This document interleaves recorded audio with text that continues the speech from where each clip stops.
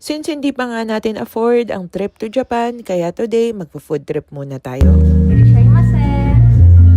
Dito nga lang sa kabaan ng Maharlika Highway, tapat ng Sea Oil, makikita natin ang Gohan Matsuri. Pagpasok pa lang, akala mo nasa isang cozy izakaya ka na. Umorder agad kami, tapos habang nag-iintay, may complimentary hot tea na sinerve, perfect pang warm up ng ating appetite.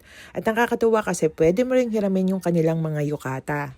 After 20 to 30 minutes, na-serve din agad ang food and here's what we ordered. Tara, start tayo sa kani salad. Fresh ang greens at ramdam mo talaga yung quality ng dressing, creamy at sakto sa lasa. Their yakitori is actually the best I've tried. Super tender and well marinated. Mabibitin ka sa 5 sticks. Their crazy maki also stood out. Panalo sa flavor at presentation. Mouthful pa ang servings. Yung seafood chahan, loaded sa sangkap at umaapaw sa umami flavor. Dito pa lang solve ka na talaga. Comforting din yung kanilang chashu ramen. Noodles pa lang, masarap na, then super lambot na chashu na gamit. Masasatisfy ka sa lasa. Lastly, dito talaga ako super natuwa sa bento meal nila.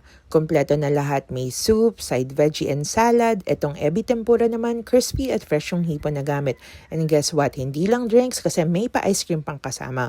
All this you can enjoy for 348 pesos. Kaya ano pang hinihintay? Yakagi na ang ka-food trip at pasyal na dito sa Gohan Matsuri.